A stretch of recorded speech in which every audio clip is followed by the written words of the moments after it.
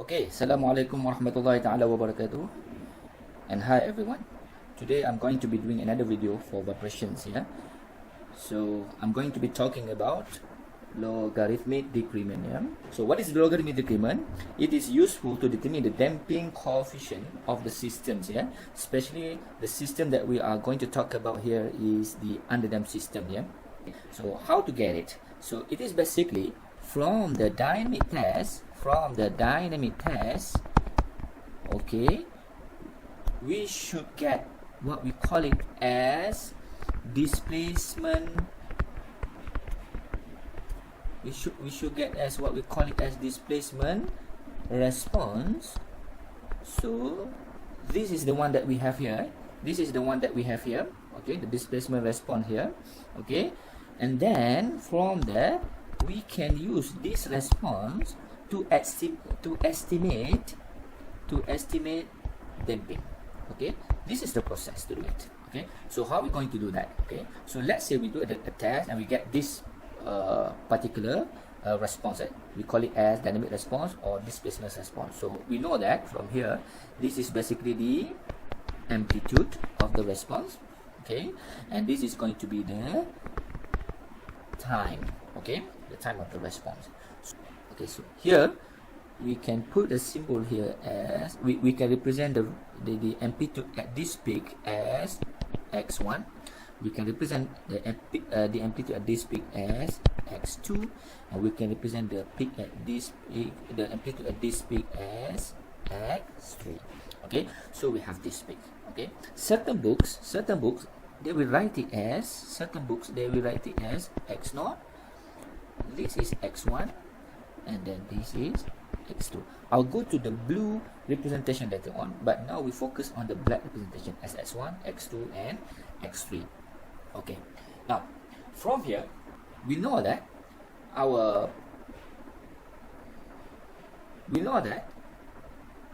at peak 1 we can represent it as time 1. At peak number 2 we can represent it at T2 with T2, and at the peak 3 we can represent it as T3. And we know that these two peaks here, okay, in between two successive peaks, the time here can be represented as TD, or we can call it as period of vibration. Yeah, TD is the period of vibration. So now from here, notice that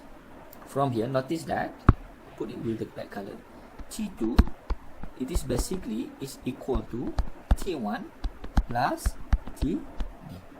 Okay, so what is TD in this case?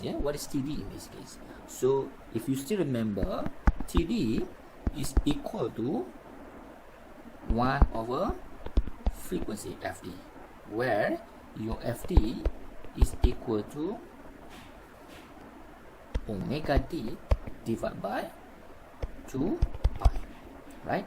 So from here we straight away get that TD is basically equal to 2 pi over omega D, okay, where we can represent it in terms of omega n multiplied by 1 minus zeta squared.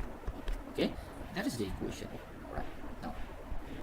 Okay, so for underdamped systems, yeah, so let's use the black color. For underdamped systems here,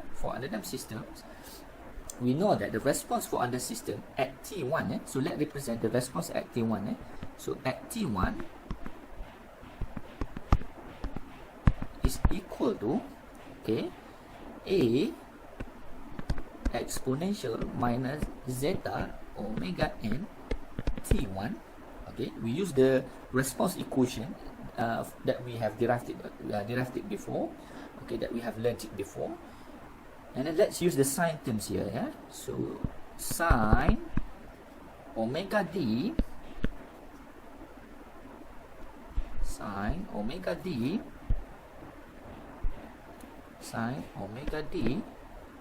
T1 plus, let's say we use phi as a phase angle. That is for number 1. Okay, right. And then for the second response at t2, yeah, so x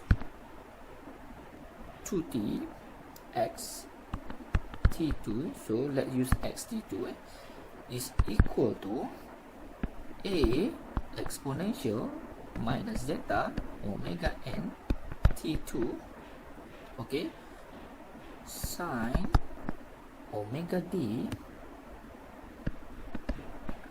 t2 plus phase angle. And we know that here that t2 is equal to t1 plus td sine omega d t1 plus td plus v. That is by substituting the equation here, this equation here. We substitute this equation into t2 and then we get this representation. Now, if we take the ratio in between two successive peaks, yeah, if let's say we get the ratio x1 divided by x2, okay, this is x2 here, okay, and straight away here we know that we will get these terms, exponential zeta omega n td, okay, if we take the ratio in between two consecutive peaks, peak 1 here and then peak 2 here, then we get this representation, the equation here, the equation here. How we get here? If we divide these two, if we divide these two equation, we know that we can cancel a with a. Since a with a is the same terms, we know that sine terms here we can cancel out this with this sine term. Why we can cancel out? Yeah. So sine omega d, sine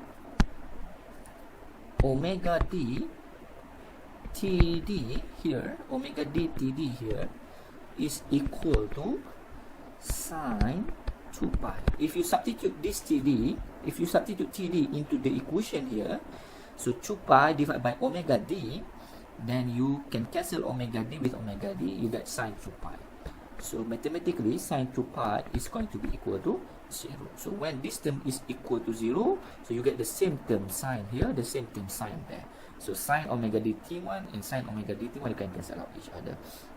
Okay, and then you have these terms, yeah? You have these terms, and then you have these terms. So when you bring the lower term here, okay, you bring it up here, and then it will become plus.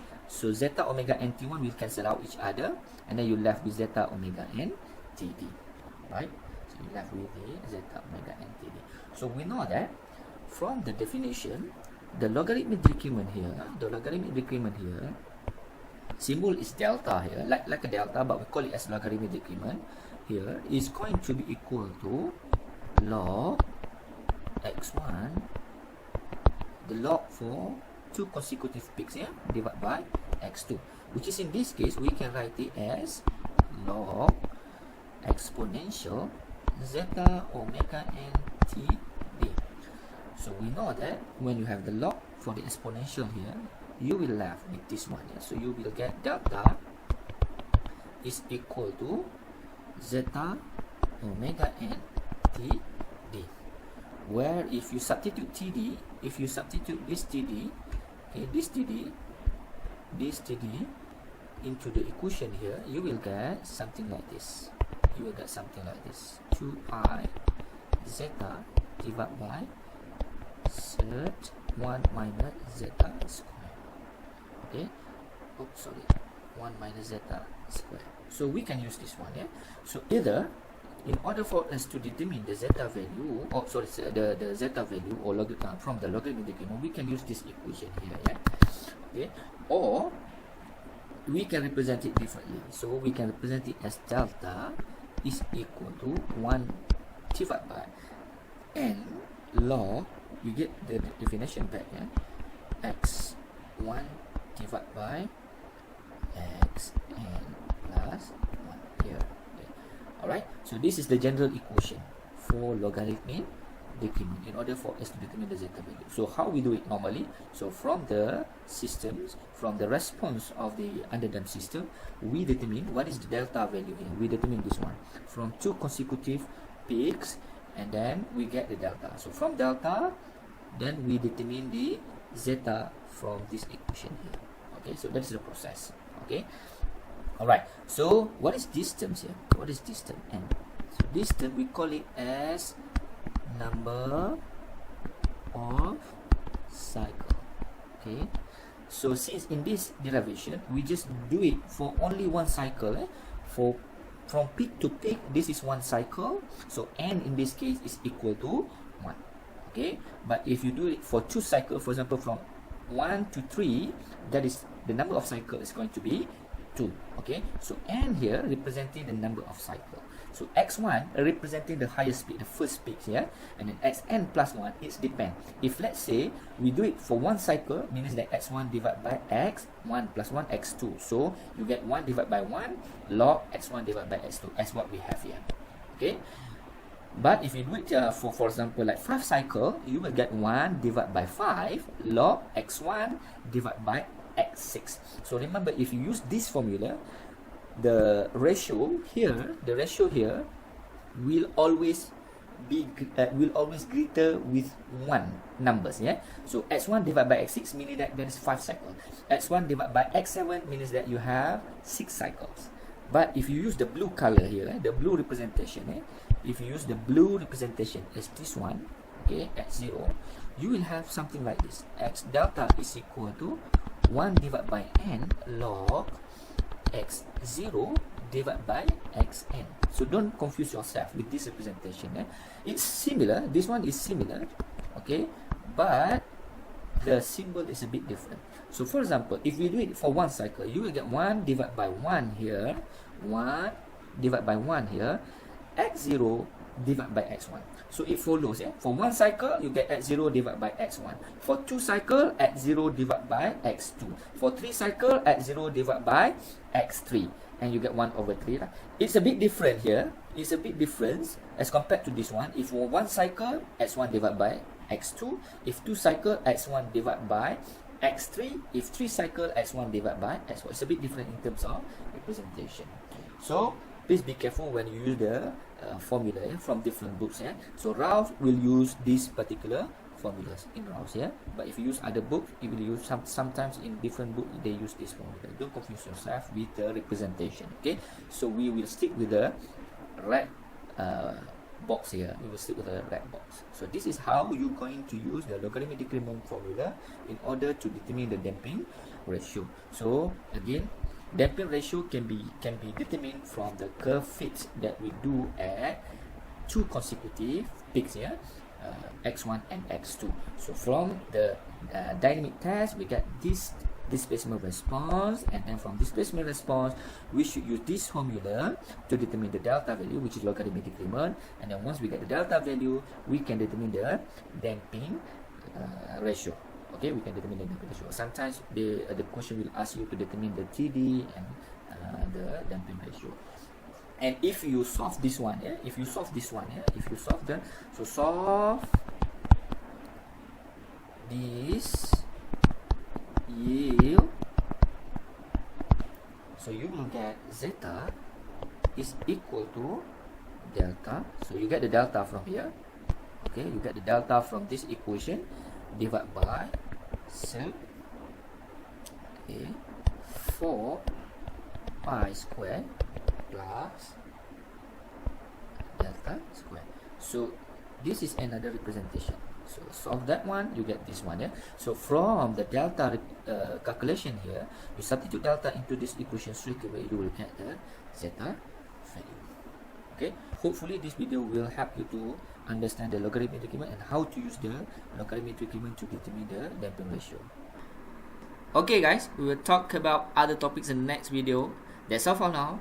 Thank you very much and see you again.